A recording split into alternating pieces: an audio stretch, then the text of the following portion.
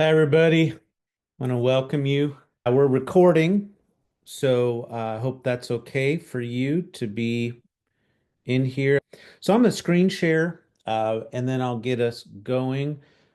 Just some ground rules. Just know that, I'm recording this, so people might see you. If you don't want to be seen, just hide your video. Um, and then I'll also just ask questions. So I'm gonna try to cover things. I'll do some pronunciation. We'll do a little bit of context, and so we're gonna get right at it. And so seriously, if you do have questions about any grammatical form, any construction, any kind of ideas, I can try to answer as best as I can. And then also application too. Let's do some theology. I like to think about where we are in the text and that kind of thing and what do we do with it. So I'm going to screen share. You can see my text there. Yeah, we're all good. Thank you for the thumbs up. So I like to use OneNote. I can do some drawing and I can edit things down. I did want to just welcome you back to this Romans reading group. So more and more of these videos are becoming available. They're being released on Glossa House's TV, which is on YouTube. I also have a YouTube channel called Greek Matter, so they're kind of simultaneously released. One thing, just a quick announcement. I'm very grateful for Chow Chow Chen. She helped put these Greek texts into my Romans. And so the done indicates all the work that she's done. She was a TA for my Romans exegesis class last semester. So hats off to her. Thank you for her work to get this kind of set up. Also, she and I just published a book, a beginning intermediate Greek reader through First and Second Thessalonians. What's exciting about this is that there's a Baylor handbook series that works through the New Testament. I contributed a Second Corinthians volume, but they haven't released a Thessalonians volume. I don't know if there's one scheduled or in planning. So this book really meets a need in terms of people who are wanting help with the grammatical constructions. And so anyway, if you're looking to kind of dive deeper into the Greek text, you can do that with this book. And I did the formatting for it as well as helped enrich these comments. But we tried to leave some spacing here so you can make your own notes. We're footnoting every word occurring less than 50 times. So a second semester Greek student finishing up the second semester is going to get gloss helps for every word occurring less than 50 times in the Greek New Testament, as well as a lot of grammatical helps. And you can see there's a lot of footnoting here to just explain what is it that you're doing. And then we also provide a translation at the end. So these are just some screenshots of it. So here's our translation at the end of the book. So anyway, I'm pretty excited about that. If you'd like to work through Thessalonians, you can do that. Now, for those of you who may not be familiar with my Greek text and the color coding, I really like color coding to aid in exegesis, to aid in making good observations on the Greek text. And so there's a legend here that explains the color coding. Now, I know some people are colorblind. I apologize for that. And so that this is going to be lost in you a little bit. Now, this filter is indeed available inside of Logos Bible software. So if you take this link, you can go, and if you have Logos Bible software, you can indeed apply it. And what you need to do is, I think you need to go to this three button and then you go to visual filters. And once you have it you've installed it, you click on, I think that's the name of this filter. And in fact, every Bible that is linked to Logos Greek's morphology, English Bible as well, every Bible that is linked to this, you can then select this on and it'll show you the color coding. Now I have this up all the time because it assists me in approaching and interpreting the text. And if you've watched any of my videos, you'll understand that one of the first things I do is I'm looking for these green words. These are all connectors. Man, are these connectors important? These are conjunctions and connectors. Purple are prepositional phrases, prepositions. Orange are pronouns. Blue are adverbs. Non-indicative mood verbs are in red. Okay, so this is actually when I teach interpretation or exegesis, these are fruitful areas of observation, investigation. And so that just is kind of a brief overview of the color coding. So I'll be glad to talk about that a little bit more. There's some gray, which is quantitative specification. And usually when authors are putting things in gray, using numeric specification quantities, that's usually for rhetorical messaging effect. And so, in fact, you can see some of that right here in in the use of pollu, panta, and proton. These are all numerical words that provide some kind of prominence effect, typically. So, again, this is an area of investigation. All right. Well, with that little explanation, I have videos that show my marking method. I'll do some marking. I might do some semantic diagramming. I explain this in my my different books, grammar, my exegetical manual. So let's jump into the text. So I see a question right away. A lot of times I'll layer and isolate individual sentences. So what I'm seeing here is a question, and then I'm noting that you have t and tis. Now, T is an interrogative adverb. Now, T looks a lot like, well, it could be, let me turn my Greek on. T could look like this or look like this. And those are actually two different pronouns. And the difference is the accent over the iota. And that tells me that this is an interrogative pronoun. The pronoun, there is another pronoun that looks identical except for the accent over the iota. And without the accent over the iota, or without an accent at all, it's the indefinite pronoun. So this indeed is the interrogative pronoun. We're asking questions. We see that the question mark here. And so then we see an un, and we can put a box around the un. So I put boxes around connectors. So we can do this kind of thing. So if I'm doing marking, I can start to mark things up. I put single underlines under subjects and then predicate nominatives, and then I put arrows from genitives to the head noun that they're modifying. So I've marked up that sentence right there. It's done. What we're going to see is that there is no verb. There are no verbs. There's the next few sentences don't have verbs, so they're verbless, and that's quite okay. Greek can imply verbs pretty commonly, and if you don't know which verb to supply, just supply a verb to be. So here it's T is what. So what is therefore the advantage or benefit or something? What is the betterment or what is the person is an adverb that is functioning like a noun. Okay, so this for adverbs we put a dotted circle around it, but notice that this adverb is also has an article in front of it, and this article nominalizes or substantizes. These are all kind of fancy terms. It basically turns that adverb into a nominal idea, a noun. So, what is the betterment of the Jew, or what is the advantage of of being Judean. Now, the word Jew or Judean, we could translate that in different ways.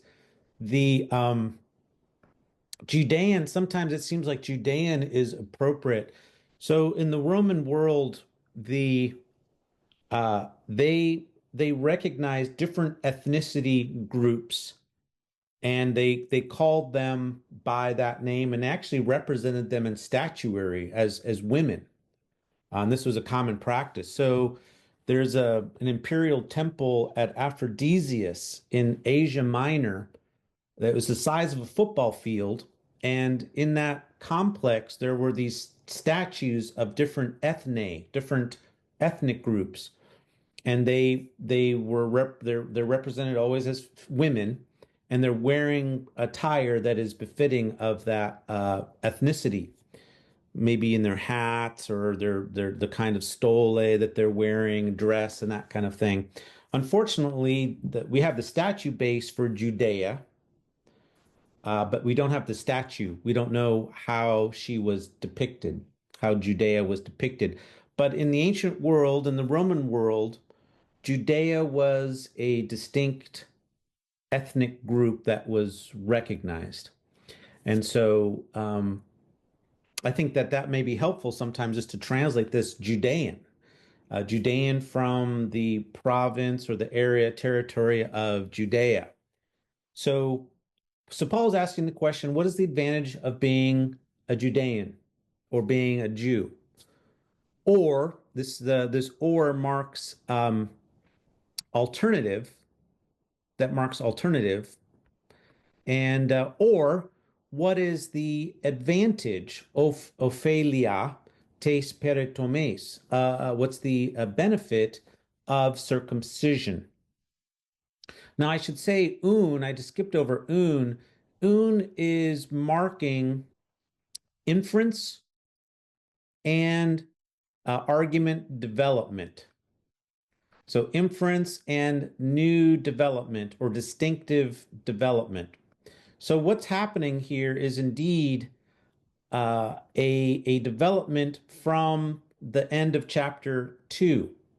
And so in chapter 2, we're going to see that Paul ended. I have some notes that will summarize that, but he was talking about Gentiles and non-Judeans who took on the attribute that was typically associated with the Judean law, 2:14, 15, 16, and circumcision, 2:17 to the end.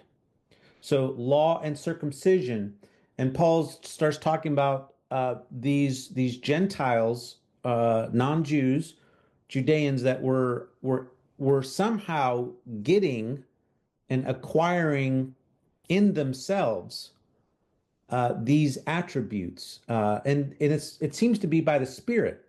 So the law becomes written in their heart, and then they have a circumcision attributed to them, a kind of circumcision, and it seems like the Spirit is involved in that. So these two questions are related to the argument of chapter 2. Now, we could go back and say, well, why did Paul argue that there are non-Jews who basically take on the attribute or attributes, prized attributes and possessions of the Judeans, law and circumcision? Why would Paul uh, describe these kinds of people in this way? Well, he's come out of that argument by asking these questions. What is the advantage of being a Judean, and what is the benefit of circumcision? The T is modifying benefit, which is neuter. The tis is modifying Ophelia, which is feminine. So tis is masculine or feminine in form, and it's setting up these questions. So you got two questions surrounding benefit or advantage in regard to being a Jew or Judean in regard to being circumcision. So this is kind of the natural result of his argument in chapter 2. Now, let me show you that argument. And when I release the videos from reading through there, I will have talked about this. So I can just summarize this here, just so you know that there's a formula. So 2:12 to 16 features and shows how non-Judeans somehow get access to the law and have the law written on their heart, and then they become a law for themselves. In 2:25 to 29, you have the Jewish attribute of circumcision, which somehow gets attributed or to um, someone who doesn't have circumcision. So this is the kind of the formula. Paul stresses that there are Gentiles who by nature don't have the law, who by nature are not circumcised, yet when they do the law or fulfill or keep the law or the righteous requirements of the law, they attain. They obtain that attribute. They become a law for themselves, or their uncircumcision is ascribed to them as circumcision, which is in the spirit, in the heart. And so this is really quite amazing. This attribute becomes a heart issue.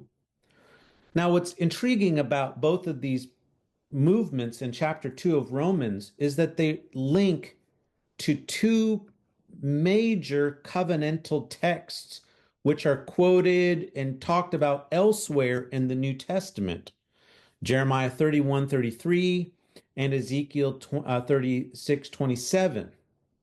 Okay, so this is really quite amazing. Now, Jeremiah is found, I think it's alluded to in Second Corinthians. It's also quoted at length in the middle of the book of Hebrews. I mean, it's amazing quotation. I think it's probably the longest quotation of an Old Testament passage. I think it's in chapter 8 or I forget where. I should know, but it's just this massive quotation. So these prophetic texts are very important for the early followers of Jesus. And so Paul is quoting them explicitly or strongly alluding to them, and then showing how these Gentiles who do the things of the law, who have this circumcision in their heart, that they have an elevated status. And so this is really the setup then to understand the seriousness of this question. What is the advantage of being a Judean? If what you've just argued is true, Paul, in chapter 2, what is the advantage of being a Judean? What's the benefit of circumcision? I mean, these are very serious questions. And so then this sets up the his response to that. And what does he say? Paulu kata panta protropon, much in every way. Okay, so he says they've got a great advantage and benefit. So Paulu is the neuter form from Paulus. So Paulus is an adjective of quantity, and then so much according to every way possible. So tropon means like way or manner. Again, this is a verbless clause, so we just have to supply a there is much benefit according to every possible way. So there's a lot of stress on quantity right here. So he's basically saying they have a great advantage. Now we're going to need to read what that advantage is. Okay, we have to pay attention to what he says the advantage is. So what does he say as that advantage? What is that advantage? Well, he starts to list something. He says first, the gar. So if we go back to our marking method, we have three connectors here, and what are they doing? And we start with an adverb of the specifying um, an ordering of sorts. So first, indeed. So men is a forward pointer. It's anticipating something, a little bit of stress. Gar is indicating strengthening. So it's marked plus strengthening. It's providing support or substantiation for what has just been stated, much in every way. So much in every way possible. So gar is supporting that. And then the OT is really giving the content of what it is first that they have a benefit in regard to. So indeed first, for indeed first is this. So the OT, one way that I began to translate OT when it was introducing uh, direct quotations is to say actually this colon. And what this does in English is it offsets what follows as particularly important. So if I had to translate this, I'd probably say, for indeed first is this. And now the proton, it may be that we need to translate this as foremost. So rather than starting a list, Paul is really saying foremost. So for indeed foremost is this. And what is the rest of it? What's the content of the foremost? So the proton really is forward pointing to the OT. We might say that the OT is the content of that. We might call it a epexegetical OT, OT kind of filling out what is foremost. That's fine. I would be happy with that. And so the content of this then is going to be, we could put that in brackets because this is a subordinate clause. And then you have the verb. You underline the main verb, cut off endings. You can recognize there's a little augment there. And then you have a direct object, and then you have a genitive modifier. So how do you translate this? This is from pistevo, aorist passive indicative, third plural. Pistevo means to trust, or in the passive, it can mean to entrust. They were entrusted with the logia tou theou, the oracles of God. That's their foremost advantage. That's the foremost advantage of circumcision and the benefit of being a Judean is they were entrusted with the oracles of God. Now, I mean, that's a lot to think about there. And as we're going to see, the oracles of God, as Paul expounds what these oracles say and how they benefit the Judean, and he includes himself here. He's gonna switch to we in just a moment. So he's going to include himself with that as a Judean himself. The benefit is that Scripture tells Judeans that they have a very serious sin problem. They have a sin problem. Sin.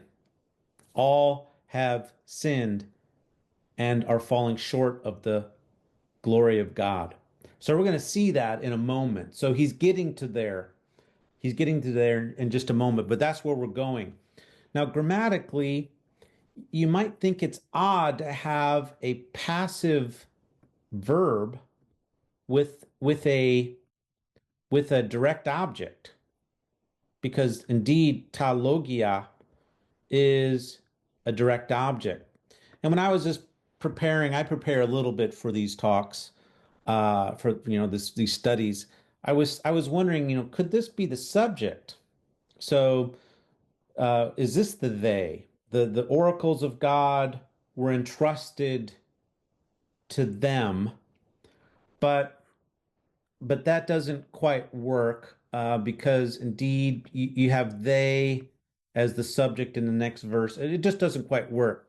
So indeed, the they being the Judeans, are the subject. And so the question is how can a passive voice verb have a direct object? And it has to do with the nature of the verb. This verb can take a double direct object when it's active. You could have God could entrust somebody something. So God could be the subject, then the verb entrust, and then you could have two things that are part of the objects, the complements of this verb. God could entrust something to somebody, or could entrust somebody with something. So basically, when you have verbs that can take two objects in the active voice, when they're put into the passive voice, one of those objects can be retained. It's called a retained object. And that's what we have here, a retained object. And it's really not that hard to understand, but it can throw you off because if you start to think about it, you're like, no, wait a minute, how can a passive voice verb have a direct object? Well, it's because the verb can take two direct objects when it's active. When it becomes passive, one of those can be retained. So they were entrusted with the oracles of God. All right. Is everyone on board? Any questions? Is that making sense? So, in terms of prominence effect, I would say that, and I'm always interested in prominence effect, this protone probably is understood as foremost. The OT helps to tee it up. And then I would say that there is such thing as natural prominence by way of like the content of the idea. And when you're talking about logia tu theou, you're talking about something very precious, the oracles of God. And so this is all very prominent, both in the construction to set up the OT, proton OT, and then in the content. And all of this, remember, is supporting how, in every way possible, is it that the Judeans have a benefit. It's in the fact that they were entrusted the oracles of God. That's a really big benefit. I mean, that's a great, I mean, that's incredible. That's incredible. I mean, this begins to speak to the covenantal history that God has with Abraham's descendants. I mean, that's a huge history. That's part of the gifts. That's part of the gifts of God to them that are irrevocable. So in chapter 11, the promises and the gifts of God are are irrevocable. The calling, and not the promises, but the calling. And the calling there is invitation. And so the invitation is irrevocable, the gifts are irrevocable. Now, part of the gifts obviously is the history of relationship, the giving of the scriptures, and obviously the giving of Jesus as the Messiah. Now, Paul is going to add to that matrix of ideas the giving of the Spirit. And what's interesting about the giving of the Spirit is that the Spirit is particularly a sign that God's promises have gone out to the nations because they also received the Spirit of God. So Paul asked this of the Galatians very clearly. You know, how did you receive? When was it that you received the Spirit? Was it by obeying the law, or was it by the hearing of the gospel message and receiving it by trust and faith? Well, it was from hearing it and trust and faith. And so the giving of the Spirit actually is a huge part of the messaging of God in our experience, in the experience of the early church. So he's going to talk about this, the Spirit. We're going to get there in chapter 6, 7, and 8 in a big way, particularly chapter 8. But yeah, the importance of the Spirit. So here we have the oracles of God. So verse 3, if there are no questions, I don't see any. If so, let's continue with verse 3. Tigar, Tigar. So what is going on with that? Now, T is again the interrogative interrogative pronoun. Here it's in the neuter. It's kind of tricky to translate because sometimes T as the neuter singular can mean what or why. Now, it's not the strongest to mean why. Paul will ramp that up when he wants it to really mark it meaning why. He might say dia T or enenka T or something like that. So he can ramp up when it means why. But T by itself can mean why. But it also can mean what. So what does it mean here? Well, we could play around with that. Now the gar is indicating support. He's strengthening. Now there may be something else going on here, and this gets tricky, and that is that there may be something going on here called a diatribe. Now, a diatribe is a literary style in which you're speaking with an imaginary partner and you're kind of going back and forth. And so this is a tricky thing to discern because who is speaking? Is Paul is an imaginary person speaking, or is Paul kind of just adding this to kind of advance the argument? Like how serious do we take this person who might be responding back? So these first questions, for example, this might be the interlocutor. So someone who's listening to Paul's argument in chapter 2 and getting a little bit frustrated, saying, well, what then is the advantage of being a Jew? And then Paul says, much in every way. And then he explains, foremost, they have the oracles of God. Now, here is this an interlocutor? We could say, is this the I or is this Paul? I mean, that's part of the what interpreters are trying to figure out here. Is this Paul saying, for what do we make of this? Or what does this mean? Or is this the interlocutor asking the question? Indeed, so gar maybe could be meaning like indeed, but it still does mark strengthening. Indeed, what does this mean?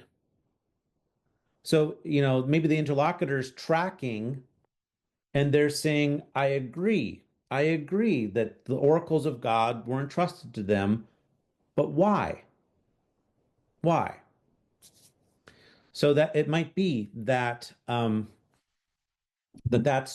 what's happening here is that there's agreement to what Paul has just said in the form of this questioning, but now what?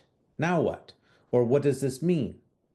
So we'll just kind of I'll put that out there for you to think about. And then let's look at the next sentence. So, epistesantenes me apistia avton tein pistin tu theou katargesi. Katargesi. Okay, this is also a question. A lot of questioning going on here.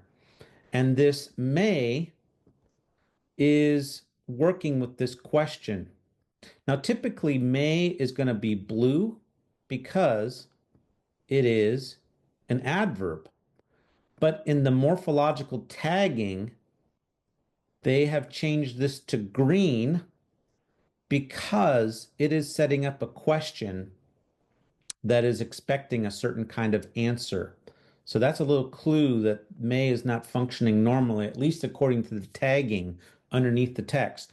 Now you can't always trust the tagging, honestly. So you do have to be cautious about that. There's many places where I will catch mistagging or questionable tagging, but here that's what's going on.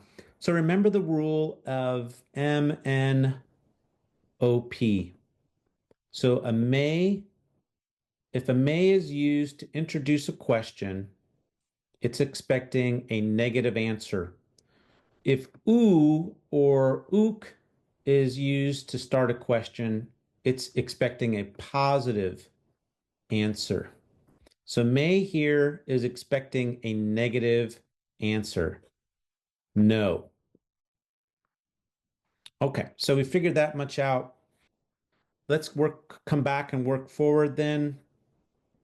If some disbelieved or were unfaithful, this is an aorist uh, active indicative from apisteo. Apisteo means to, uh, it has an alpha privative on the front. There's an augment here. That's why it has an eta. It actually begins with the uh, pisteo. And I can show you the stem of that. So there is indeed the verb apisteo. So you have an augment on the front, and that epsilon lengthens.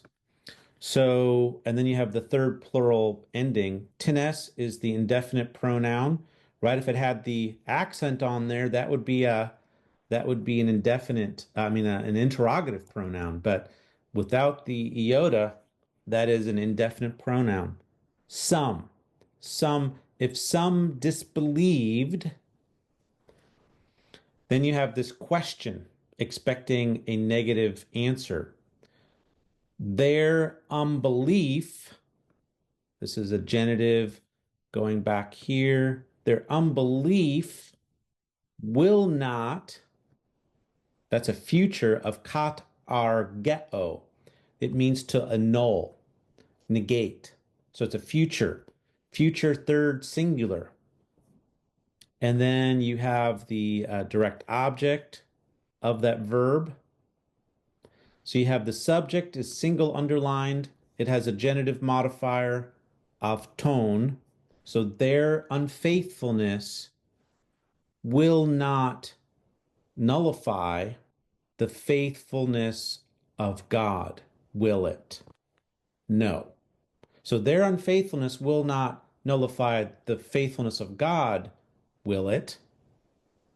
That's how you ask the question in English, expecting a no answer. And then the answer is no. No, their unfaithfulness. So Paul didn't need to ask it as a question. He could have just made a statement.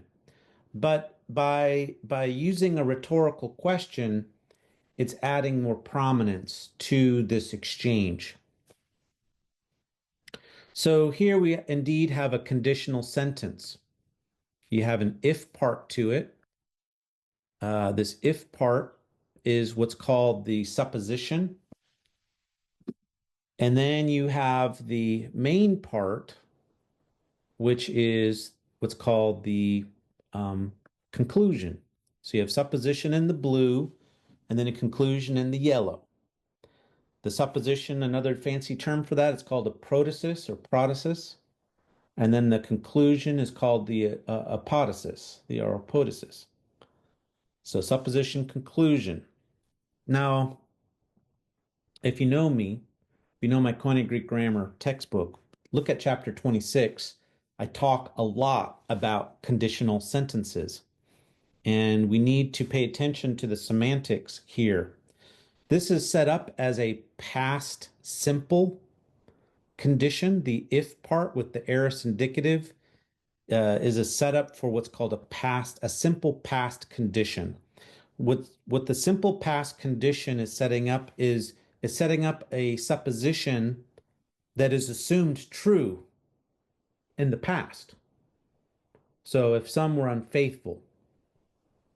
Now I find it interesting that he says some were unfaithful and not all were unfaithful. And I think that's an interesting question. Why does he say some and not all? I find that interesting. I'm not sure I have a real good answer for that, unless I think how I might want to go with that right now would be to say, well, some have remained faithful.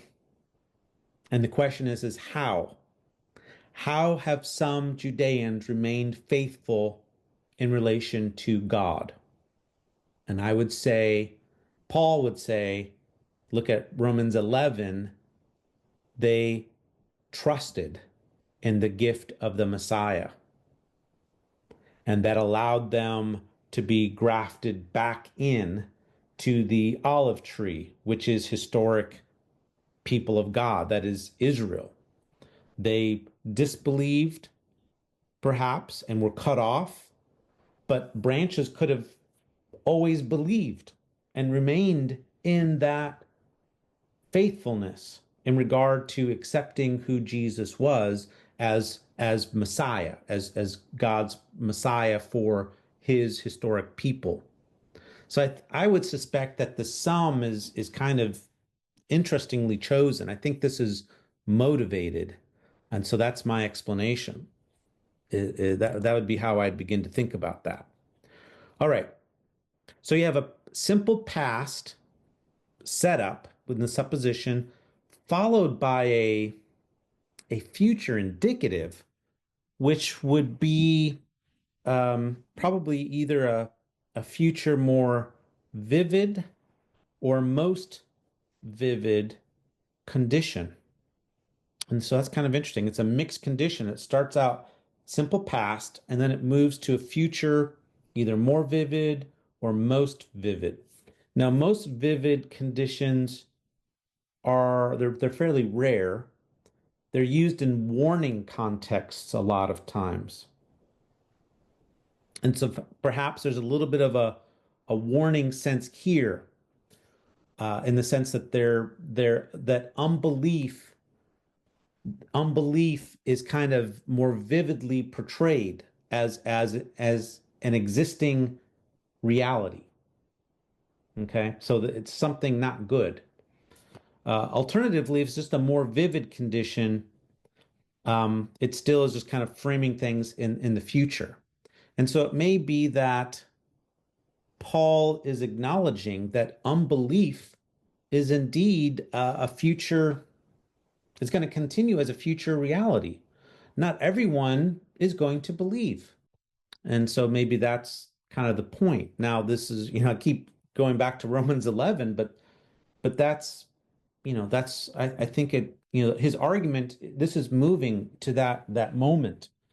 So we're in the middle of that argument. We're progressing, and eventually he's going to work to that, really chapters 9 through 11, which I've already released a lot of those videos.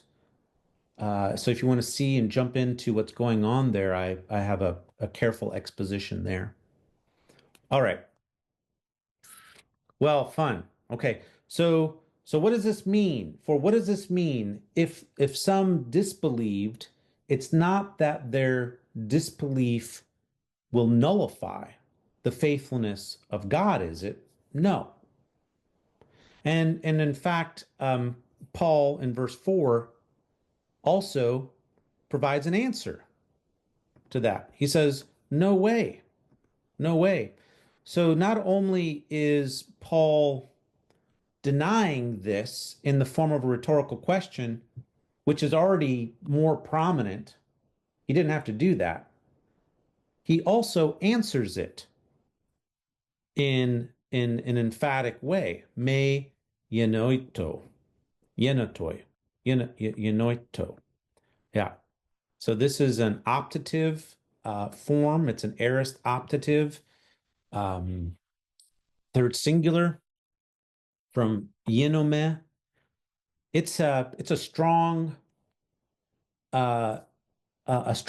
no response, and it's in the form of an optative because it's an optative of like wish, in a sense of may this not ever be.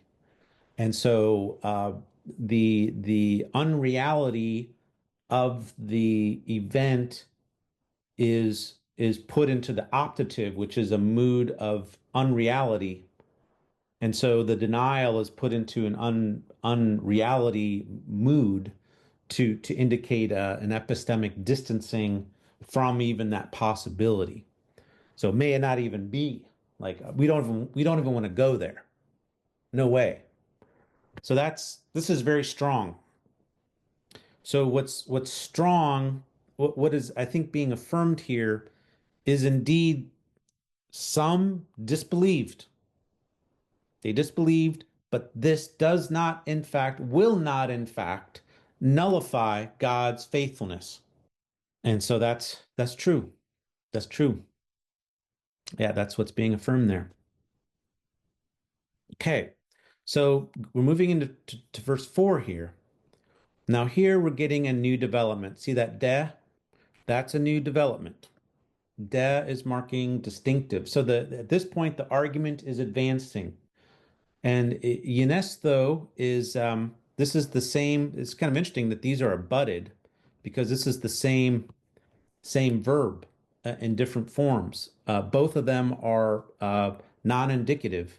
So this one's aorist optative. This one is present imperative. It's a present middle passive imperative form. Let God be true. Let God be true. So this is a third person imperative form. And that can throw us off because a lot of times with imperative forms, we think of second person, like we command people like you to do this or that. But you can also let a third party, you can command in a third party in a certain way. And so in this case, let God be true. So aletheis is an adjective. It's a third declension adjective, and yeah, so it's a predicate adjective with this verb of being, which is it's not just simply imi, it's yenome, I should say yenome. So um, it's actually hard to translate that. So moreover, I would say that is advancing the argument. Moreover, let God continue to become or be shown as or to continue being truthful. And then this next da is in a context of contrast, but every human be false. Okay. So, yeah, I see a question. So, what is the question? You wanted to speak the question, or should I read the comments that's in the chat box? May you know, yenoito, is it a Pauline phrase? Um, it's actually a Greco-Roman phrase. It's used in diatribe discourse. So it's something that Paul uses, is comfortable using, but it's found in the broader Greco-Roman world. Yeah. So it's an idiom. It's an idiom. It's an established idiom. Yeah.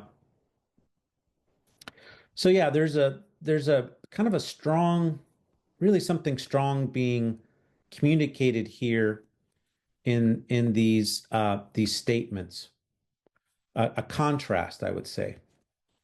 There's a contrast being made here. So, de indicates new development. It can be used in contexts where there's contrast, and the contrast needs to be explicit. Is off. So people will say, "Well, de means but." It means contrast. No, it doesn't. It means new development or distinctive development, but it can be used in contexts where there is contrast. And here you're having, and that contrast needs to be recognized and usually at two levels, two differences between the sentences. And here you have the two differences in the form of God being contrasted with human, and then truth being contrasted with falseness. So indeed, the second de is justifiably translated as but.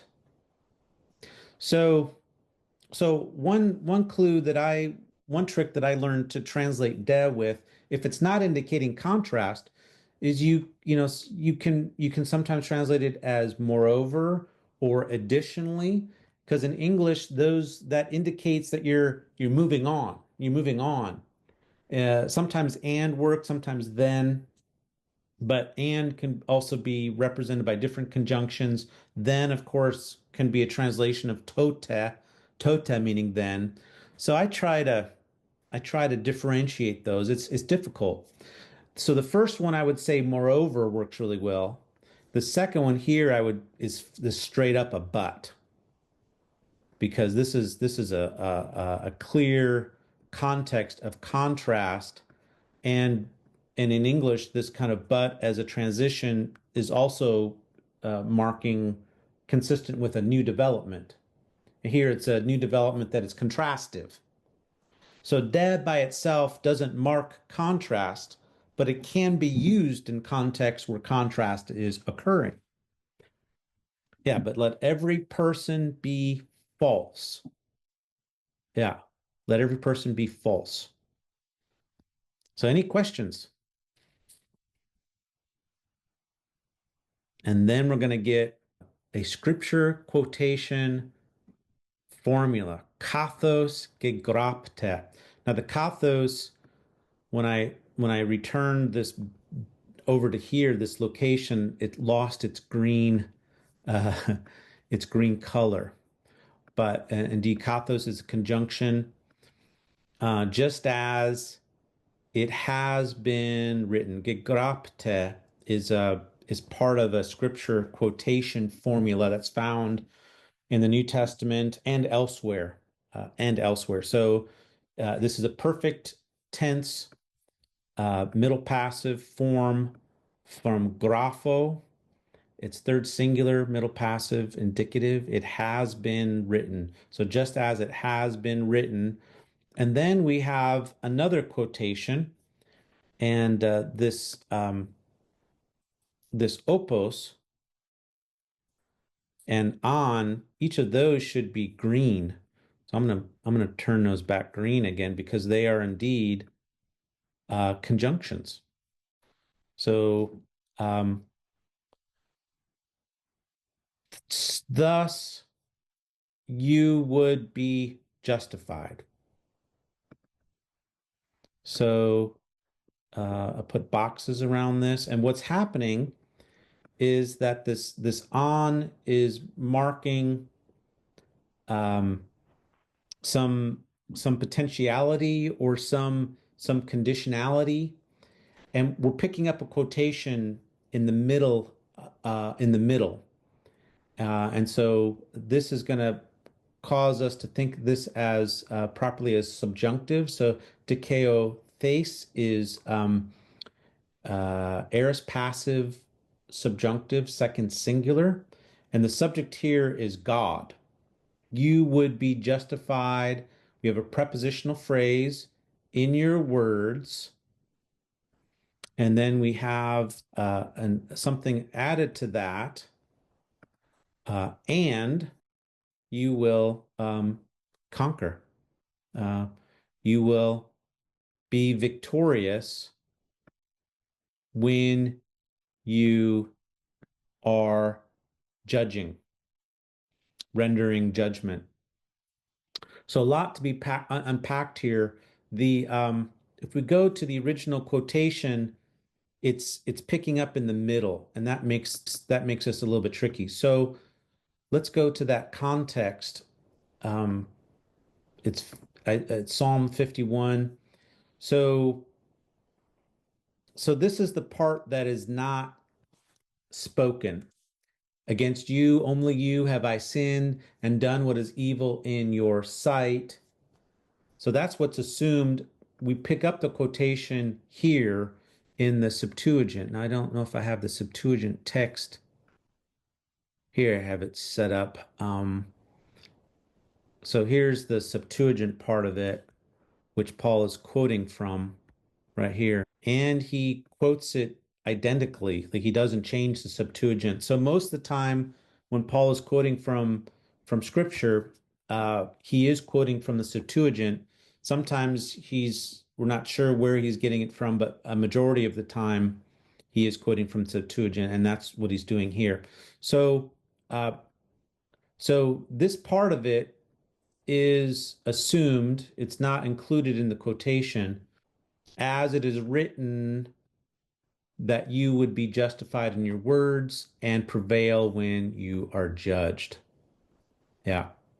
Thank you. I know that some of you will be leaving here, and this is where we'll end, is right here. I'm just going to do a little bit more explanation. Thank you for joining. I'll the other videos are found on my Greek YouTube channel, Greek Matters. So if you go to YouTube, look for Greek Matters in quotation. You can also go to Glossa House TV, Glossa House, one word, TV on YouTube, and you'll see a bunch of videos. Look under playlists, and you can see my Romans Greek reading group. You can see my other marking videos there. Okay, so we'll finish out verse 4 here.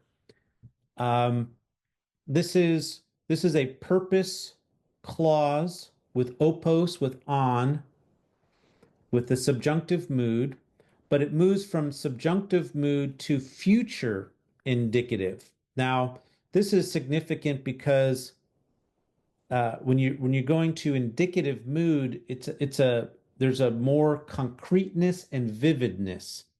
Subjunctive mood is less vivid, possibility, potentiality.